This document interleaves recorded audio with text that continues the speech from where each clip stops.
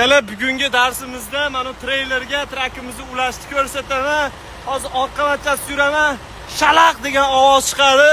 Ana shu ovozni eshitganinglardan keyin eshitildi deb yozib yuborsanglar men to'xtayman. Amerika kelsanglar qiynalmanglar deyapman-da, mana to'g'rilab sekin yuramiz. Eshitdinglar? Eshitdinglarmi?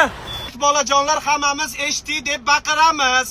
Ponedelnik, etnasiz, juma.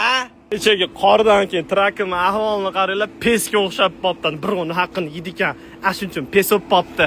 Shaqillatganimizdan keyin oyog'ini ko'tarishimiz kerak bo'ladi. Treylerda akalar uni uchun mana ruchkasini buraymiz. Juda ham oson narsa, hech qanaqa bir qiyinchiligi yo'q. Ko'ringandaqa bir vahima narsa emas. Bu 5 minutlik narsa xolos. Endi ko'pchiliginglarda hozir savol tug'ilib turgan bo'lishi mumkin. Qani bu jinnini tapichkasi degan.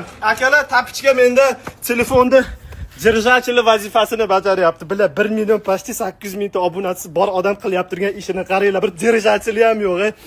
Mana shu treylerlarning orqasiga biz o'zbeklar nima qiladi bilasizlarmi? Haligi hech kim yo'qmi deb bunday qaraydi. Rasa tualetiga kirgizib kelib qoladi. Shunday orqaga o'tib turib, shunday choptirishib yuboradi. Ko'rganim uchun gapiryapman. Osmondan olib gapirganim yo'q. Faqatgina o'zimiznikilar qiladi shu ishni. Videolarimni endi bemalol oila davrasida ko'rsanglar bo'ladi. Akalar, bundan buyog'i so'kinmayman. Faqatgina shu yaxshi gaplar bilan sizlarning qalbingizdan joy olishga harakat qilaman. Yaqinda O'zbekistonga borib qolishim mumkin-da.